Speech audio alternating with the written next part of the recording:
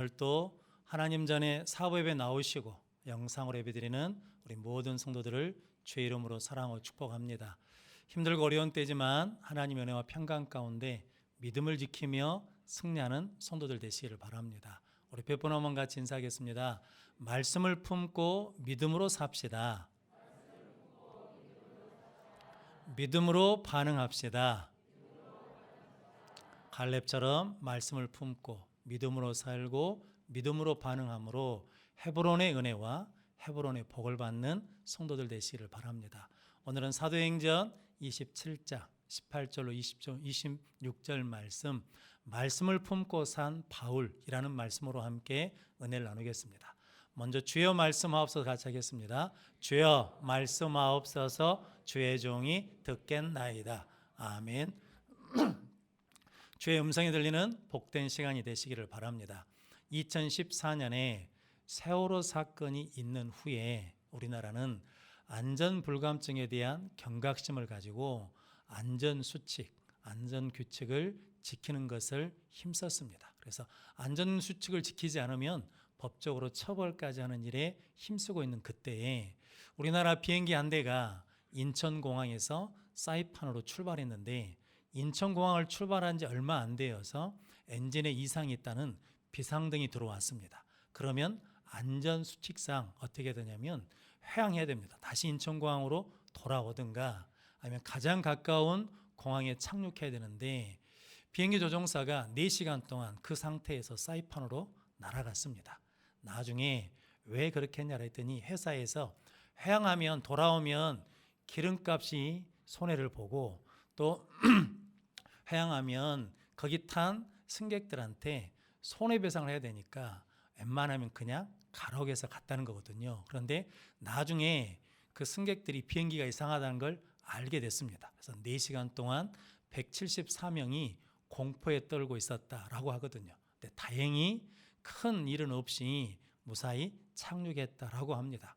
오늘 본문 말씀이 이와 비슷한 이야기입니다. 사도 바울이 로마에 가고 싶어 했는데 하나님의 은혜 가운데 이제 로마로 가게 되었는데 이게 신분이 죄인 신분으로 압송되어 가게 되었습니다. 그래서 이제 로마로 압송되어 가기 전에 미양이라는 곳에 들렸는데 그곳에서 백부장에게 지금 금식 절기가 끝나서 지중해 찬바람이 불기 시작하니까 이때가 되면 풍랑이 이는 위험이 많으니까 이 미양에서 머뭅시다 라고 했는데 백부장이 바울은 제수 신분이니까 선장과 선주의 말을 듣고 더 큰 베니스라는 항구로 출발하기로 했습니다. 이유는 뭐 때문이냐면 미양이라는 곳이 항구가 적어서 선원들이 불편하다는 거거든요. 즉 뭐냐면 겨울을 지내기에 놀거리가 없다. 그래서 큰 곳으로 가자라고 해서 베니스 항으로 출발했는데 간지 얼마 안 돼서 유라굴로라는 큰 광풍을 만나게 되었습니다. 그래서 오늘 우리가 읽은 18절 19절 말씀 보면 이틀이 지난 다음에 선원들이 짐을 버리기 시작했습니다. 사흘째 되니까 배 기구를 버리기 시작했습니다. 그 정도로 뭐냐면 상황이 위험했다는 것이고 여러 날 동안 해도 별도 보이지 않고 구원의 소망마저 없었다라고 합니다. 그런데 그 배에 276명이 타고 있었는데 바울이 276명을 안심시키고 그들에게 희망을 주면서 구원받는 사건입니다. 오늘 본문 말씀을 통해서 바울이 어떻게 풍랑 속에서 승리했는지 함께 은혜를 나누면서 우리 성도들도 인생의 풍랑 가운데서 승리하고 함께 있는 사람들을 안심시키고 구원하는 성도들이 되시기를 바랍니다. 말씀을 품고 산 바울 첫 번째, 바울은 기도하는 사람입니다. 오늘 23절, 24절 말씀 같이 읽겠습니다.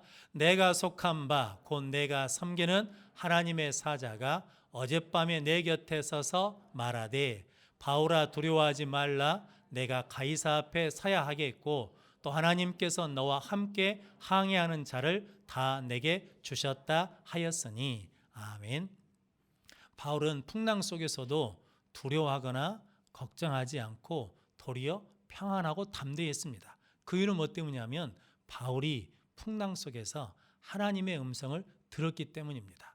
바울은 276명이나 태울 수 있는 큰 배이기 때문에 내가 안전할 것이다. 노마 백부장이 군대 100명을 데리고 함께 탔기 때문에 내가 안전할 것이다 라고 생각하지 않고, 하나님이 나와 함께 하심으로 나를 지키실 것이다 라고 하는 믿음으로 기도하고 있었습니다. 그랬더니 하나님께서 바울에게 두려워하지 말라, 네가 가이사 앞에 서야 하겠다라고 말씀을 주셨습니다. 바울은 다메섹에서 예수님을 만났을 때 눈이 어두워졌습니다. 눈이 어두워졌을 때 바울이 뭐하고 있었냐면 기도하고 있었습니다. 그때 아나니아 선지자를 통해서 안수를 받아서 눈이 뜨게 되었습니다. 그렇게 눈을 뜬 다음에 바울이 예루살렘으로 다시 돌아왔거든요. 사도행전 22장 17절 18절 말씀 같이 읽겠습니다. 후에 내가 예루살렘으로 돌아와서 성전에서 기도할 때에 황홀한 중에 봄에 주께서 내게 말씀하시되 속히 예루살렘에서 나가라. 그들은 네가 내게 대하여 증언하는 말을 듣지 아니하리라 하시거늘. 아멘. 성전에 올라와서 뭐 했다는 겁니까? 기도할 때 하나님께서 말씀을 주셨습니다. 예루살렘에서 나가라. 그리고 사도행전 22장 21절 말씀 보면 더 멀리 이방인들에 가라라고 또 말씀해 주셨습니다. 그래서 이 말씀을 품고 바울이 기도하면서 이방인 선교에 앞장을 섰습니다. 이방인 선교할 때 어려움도 있고 고난도 있고 박해도 있었습니다. 빌립보에서는 복음을 전하다가 빌립보 감옥에 갇히게 되었습니다.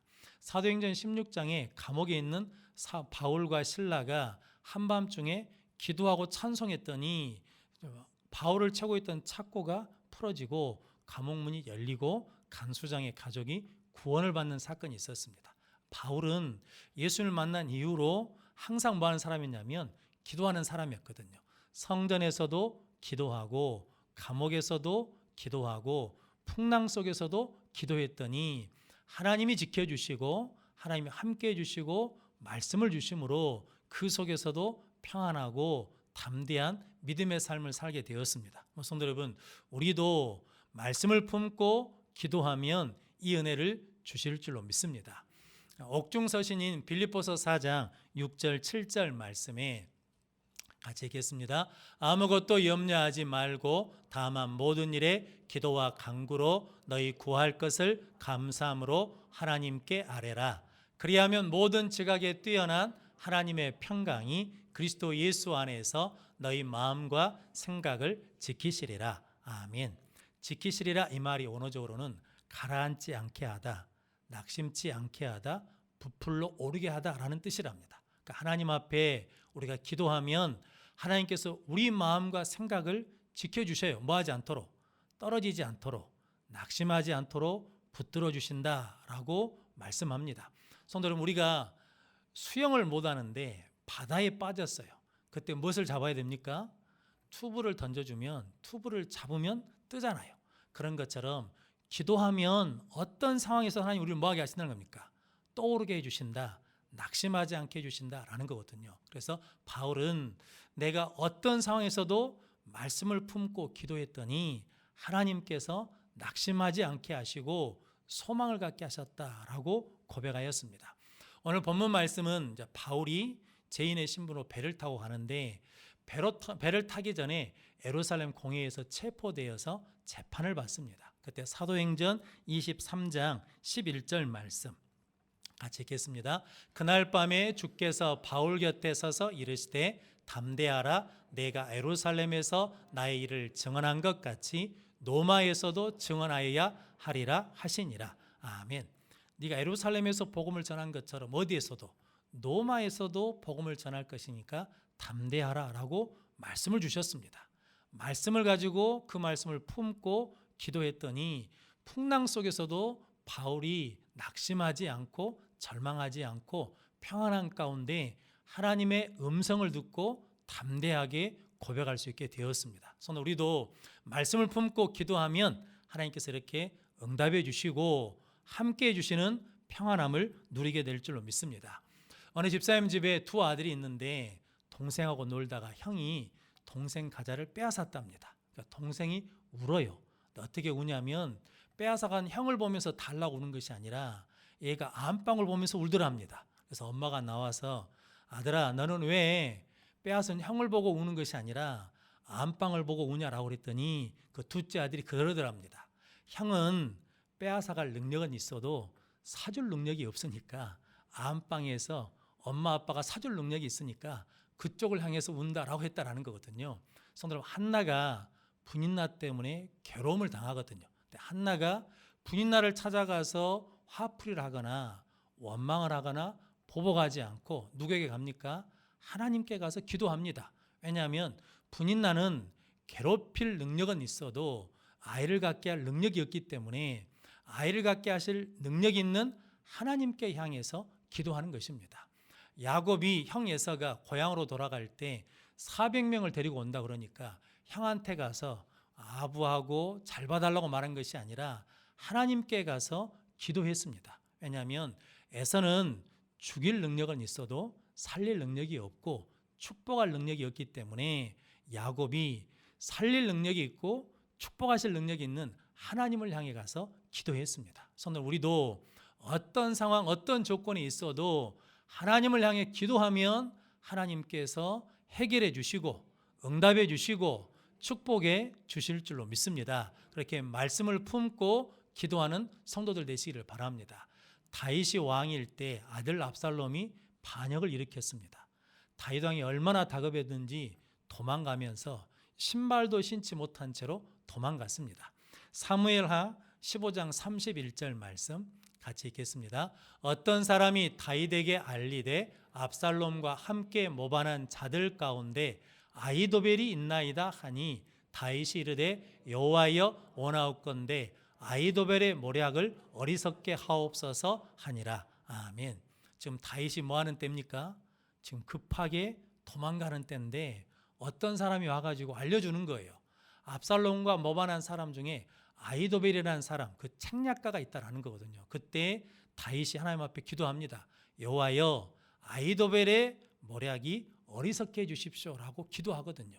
위급한 상황에서도 어떻게 보면 내리막길 인생에서도 뭐 하는 거냐면 하나님 앞에 기도하거든요. 그랬더니 하나님이 다윗의 친구 후세를 압살롬에게 보내서 나중에 압살롬이 아히도벨의 책략을 받으면 그대로 승리하는 거거든요. 그런데 아히도벨의 책략을 받지 않고 후세의 책략을 받아서 전세가 역전되어서 다윗이 다시 회복되는 은혜를 받게 됩니다. 성도 우리도 말씀을 품고 기도하면 실패의 자리를 역전시켜서 되는 자리로 하나님이 만들어 주실 줄로 믿습니다. 그러므로 성도 여러분, 안 될 때, 미끄러졌을 때, 실패했을 때도 우리는 말씀을 품고 기도하면 하나님이 역사해 주실 줄로 믿습니다. 그렇게 말씀을 품고 기도하는 복된 성도들 되시기를 바랍니다. 오늘 이 276명이 탄 배는 똑같은 상황이 있거든요. 그런데 276명은 해와 별이 보이지 않는 칠흑 같은 어둠 속에서 절망하고 있습니다. 구원의 여망이 없다라고 낙심하고 있거든요. 그런데 그 중에 누구만, 사도 바울만 말씀을 품고 기도하는 바울은 똑같은 상황 속에서도 뭐하지 않습니까? 절망하지 않습니다.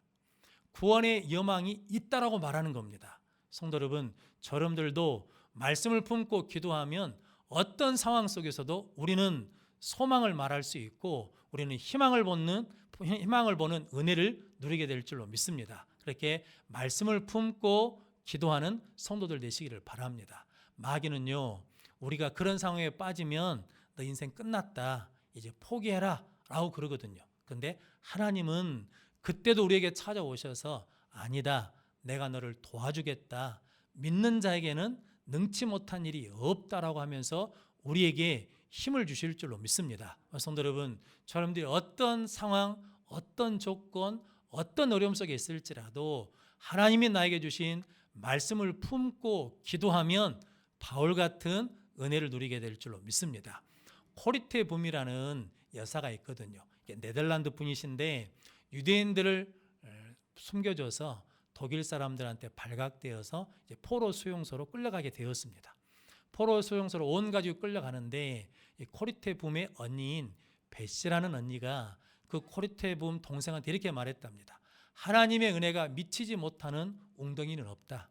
어떤 상황 속에서도 우리가 절망하지 말고 낙심하지 말자라고 위로를 하더랍니다. 그래서 코리토에 분 마음에 그런 마음이 생기더래요.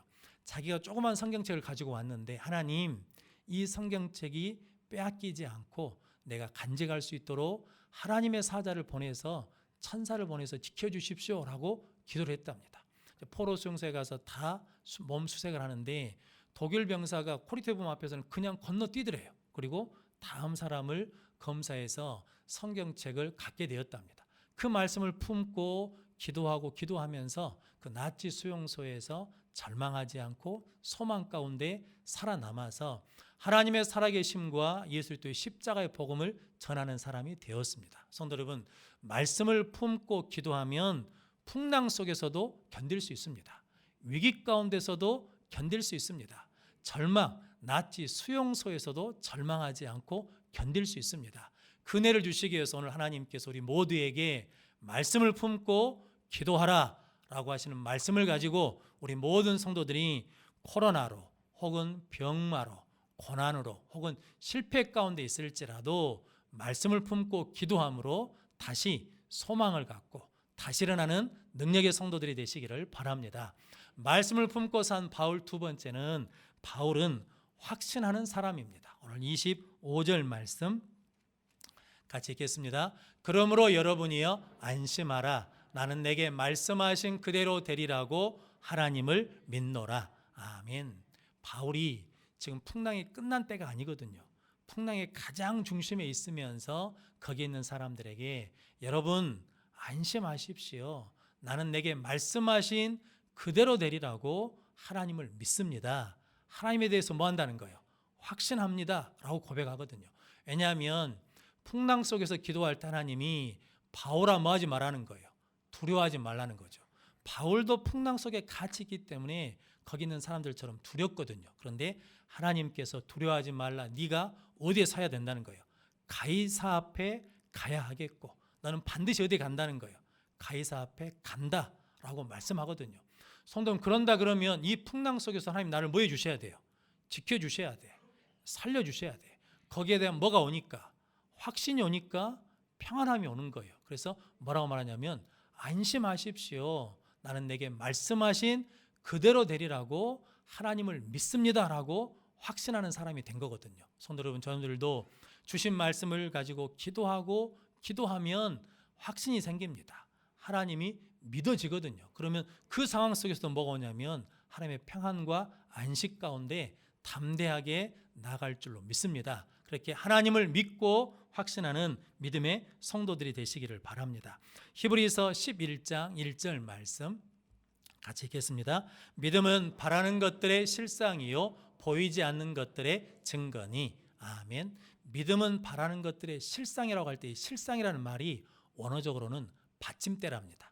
그래서 우리가 믿음으로 살고 은혜로 산다 하지만 막상 문제에 부딪히면 마음이 턱하니 떨어질 수 있잖아요. 그런데 믿음이 떨어지지 못하도록 뭐냐면 받침대 역할을 해준다라는 거거든요. 그러니까 바울이 두려워하는데 두려움 속에서도 뭐예요? 툭 마음이 떨어지지 않도록 하나님 뭐냐면 받쳐주신다는 거죠. 그것에 대한 확신이 생기니까 담대하게 나갈 수 있게 되었다라고 고백했습니다. 성도 여러분, 우리도 말씀을 품고 기도하면서 하나님을 믿으면 이 믿음의 실상을 갖게 될 줄로 믿습니다. 콜럼버스라는 사람이 신대륙을 발견하겠다고 스페인에서 배를 타고 출발했습니다. 처음 출발할 때는 선원들과 함께 우리가 해보자, 할 수 있다라고 의기양양하게 출발했는데 한 달, 두 달 거친 바람과 싸우고 거친 풍랑과 싸우다 보니까 지쳐가기도 하고 그리고 끝없는 항해, 언제 끝날 줄 모르는 불안감 때문에 지쳐가는데 선원들이 물도 부족해지고 식량도 부족해지니까 콜럼버스를 보는 눈길이 달라지더랍니다. 뭐냐면 그만 포기하고 돌아가자라고 하는 무언의 압력을 넣으라는 거죠. 그때 콜럼버스가 책 한 권을 들고 이렇게 말했답니다. 나는 나침판의 성능이나 입의 성능을 믿고 출발한 게 아닙니다. 우리 선원들의 능력을 믿고 내가 이 항해 모험을 시작한 게 아닙니다. 나는 하나님의 말씀 가운데 꿈을 꿨고 이 말씀을 통해서 힘을 얻고 하나님께서 반드시 이루실 줄로 확신합니다 라는 말로 고백했다라고 합니다. 그래서 힘들고 어렵지만 그 과정 속에서 하나님이 나를 인도하신다는 확신 속에서 신대륙을 발견하게 되었다라고 합니다. 성도 여러분, 우리도 하나님을 믿고 말씀에 대한 확신이 있으면 그 말씀이 우리를 인도하고 그 말씀이 우리를 이루게 해 주실 줄로 믿습니다. 그러므로 말씀을 품고 기도하면서 하나님을 믿는 믿음의 확신을 갖는 성도들 되시기를 바랍니다. 그래서 바울이 빌립보서 1장 6절 말씀 같이 읽겠습니다. 너희 안에서 착한 일을 시작하신 이가 그리스도 예수의 날까지 이루실 줄을 우리가 확신하노라. 아멘. 우리 안에서 착한 일을 시작하신 이가 누구시라는 겁니까? 하나님이시라. 시작하신 하나님이 예수 그리스도의 날까지 이루실 줄을 우리는 확신한다라고 고백했습니다. 그럼 이게 어디에서요? 옥중에서. 옥중에서도 바울이 확신했더니 그 확신한 대로 믿은 대로 하나님이 이루어 주셨습니다. 그럼 성도 여러분, 우리도 하나님이 시작하시면 이루실 줄로 믿는 믿음의 확신을 가지고 담대하게 살아가는 성도들 되시기를 바랍니다. 세계 지붕인 에베레스트 산을 정복한 미국 청년이 있답니다. 짐 휘터커라는 청년이 있는데 동료들과 함께 그 산을 정복했다고 네팔에 갔는데 네팔에서 이제 등산을 시작하기 전에 심리치료사들이 심리 상태를 점검하면서 이렇게 똑같이 물었답니다. 당신은 산 꼭대기 정상에 오를 수 있을 것 같습니까? 라고 물었더니 어떤 동료는 그렇게 됐으면 좋겠습니다 라고 말하고 어떤 동료는 최선을 다하겠습니다 라고 말했는데 이 짐 휘테커라는 청년은 나는 반드시 그 정상에 오를 것입니다 라고 확실찬 목소리로 이야기했답니다. 그런데 나중에 누구만 그 8,880m 정상에 올랐냐면 나는 반드시 그 상에 오를 것이라고 확신 있게 말한 짐 휘테커라는 청년이 1964년 5월 1일 날 미국인 최초로 에베레스트 산 정상에 올랐다라고 합니다. 성경에도 확신에 찬 믿음으로 고백한 사람들이 믿음의 열매를 얻었습니다. 모압 여인 룻은 남편이 죽고 시아버지도 죽었거든요. 그때 시어머니 나오미가 친정 고향집으로 돌아가라고 할 때 확신찬 마음으로 믿음으로 말했습니다. 어머니, 다시는 어머니를 떠나라고 말하지 마십시오. 어머니의 하나님이 나의 하나님이고 어머니의 백성이 나의 하나님이다 라고 고백하니까 거절할 수 없어서 나오미가 룻을 데리고 베들레헴으로 돌아왔거든요. 보아스를 만나서 오벳을 낳고 이세를 낳고 다윗을 낳고 그리스도의 족보에 들어가게 되었습니다. 성도 여러분, 우리도 힘들고 어려운 상황이지만 하나님에 대한 확신을 가지고 믿음으로 선포하면 하나님께서 열어주시고 응답해 주실 줄로 믿습니다. 다윗이 골리앗과 싸울 때 그렇게 고백하지 않습니까? 하나님이 곰과 사자의 발톱에서도 건져주신 것처럼 이 블레셋 사람의 손에서 나를 건지실 겁니다. 너는 칼과 단창을 의지하고 나오지만 나는 만군의 여호와 이름으로 나간다라고 하는 확신찬 믿음으로 나가 물맷돌을 던졌더니 그 물맷돌에 골리앗이 맞아서 죽었습니다. 성도 여러분, 우리가 누구를 만나든지 어떤 대적을 만나든지 확신에 찬 믿음으로 도전하면 승리케 주실 줄로 믿습니다. 그 은혜를 누리는 우리 모든 성도들이 되시기를 바랍니다. 성경에 유월절이라고 있거든요. 하나님께서 이스라엘 백성을 애굽 땅 바로 왕에서 구해내실 때 바로 왕의 마음이 강팍하니까 10번째 재앙으로 장자 죽음을 주셨습니다. 그런데 이스라엘 백성도 애굽 땅에 살고 있기 때문에 장자 재앙을 받게 됐습니다. 그런데 하나님이 피할 길을 하나 주셨거든요.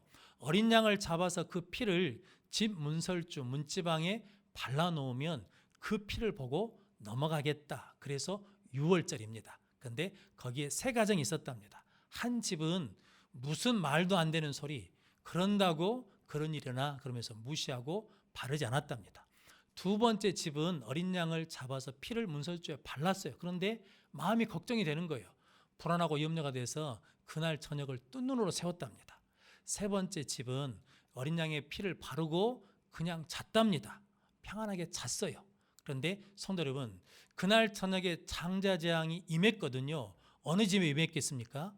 첫 번째 집에 임했습니다. 왜냐하면 뭐가 없으니까, 피가 없으니까 그 집에 재앙이 임했거든요. 그런데 두 번째, 세 번째 집은 뭐가 있으니까?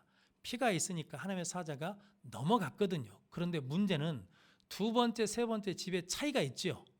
두 번째 집은 피는 발라놨는데 뭐가 없어요? 평안함이 없어. 그래서 두렵고 불안하고 근심하면서 그날 저녁을 지냈고, 세 번째 집은 그 말씀에 대한 뭐가 있으니까? 확신이 있으니까 그냥 평안하게 잤어요. 성도 여러분, 저 여러분들은 예수를 믿고 구원받았잖아요. 할렐루야. 근데 어떻게 사십니까? 확신을 가지고 맡겨놓고 평안히 삽니까? 아니면 믿는다 하면서도 두려움과 근심과 부려움으로 삽니까? 이게 확신을 갖냐 안 갖냐의 차이가 여기에 있거든요. 우리 모든 성도님들은 오늘 바울이 고백한 것처럼 나는 내게 말씀하신 그대로 되리라고 하나님을 믿습니다 라고 하는 확신을 가지고 평안한 중에 승리하는 성도들이 되시기를 바랍니다. 이렇게 바울이 평안한 중에 있을 때 하나님께서 마침내 바울을 한 섬에 이르게 하거든요. 오늘 26절 말씀에 바울이 그러지 않습니까? 나는 반드시 한 섬에 걸리리라 라고 믿는다는 거거든요. 그래서 사도행전 28장 1절 말씀 같이 읽겠습니다. 우리가 구조된 후에 안즉 그 섬은 멜리데라 하더라. 아멘. 한 섬에 걸려서 그 사람들이 배는 부서졌지만 다 생명은 276명이 구원을 받았거든요. 나중에 알고 보니까 그 섬이 멜리데라라고 하는데, 멜리데가 지금으로 치면 요빠라는 성입니다. 요빠라는 도시, 나라거든요. 그런데 그 요빠가 어디냐면 이탈리아 지도에 보면 이탈리아 나라가 이게 장화 모양, 신발 모양으로 되어 있거든요. 그 뒤끝 바로 아래가 어디냐면 몰타, 멜리데 섬입니다. 그레데 섬에서 풍랑을 만나서 이 멜리데까지 거리가 얼마냐면 1000km랍니다. 그런데 며칠 만에 왔냐면 풍랑 가운데 14일 만에 정확하게 왔습니다. 우리가 풍랑 속에서 말씀을 붙들고 기도하고 하나님을 믿으면 하나님께서는 정확하게 가야 될 자리에 바라는 항구로, 소원하는 항구로 인도해 주십니다. 또한 우리가 생각한 것보다 훨씬 더 빨리 인도해 주십니다. 할렐루야. 그러면 성도 여러분, 사도 바울은 풍랑이 일기 전에 이미 말씀을 품고 기도한 사람이고, 풍랑 속에서도 말씀을 품고 기도하면서 하나님이 그렇게 하실 거라고 믿었습니다. 그래서 그는 그 풍랑 속에서도 정확하게 소원의 항구로 인도함을 받고, 그가 생각한 것보다 훨씬 빨리 인도함을 받았습니다. 우리 모든 성도들도 긴 코로나 속에서 혹은 긴 병마 속에서 변하지 않는 상황과 환경 속에서, 문제 속에서 비록 힘들고 지칠지라도 우리가 이때도 말씀을 품고 기도하고 그렇게 하시라고 하나님을 믿으면 하나님께서 우리를 소원의 항구로 인도해 주시고 우리가 생각한 것보다 훨씬 빨리 응답해 주실 줄로 믿습니다. 그렇게 말씀을 품고 기도하며 하나님을 믿음으로 확신함으로 승리하는 우리 모든 성도들이 되시기를 주님의 이름으로 축원합니다. 기도하겠습니다. 좋으신 아버지 하나님, 지금까지 우리를 지키시고 인도해 주시고 지금도 말씀을 품고 기도함으로 우리를 소원의 항구로 인도하시는 하나님인 줄로 믿습니다. 그 믿음으로 우리 모든 성도들의 기도가 회복되게 하시고 말씀을 붙들고 기도함으로 승리케 하여 주옵소서. 예수님의 이름으로 기도하옵나이다.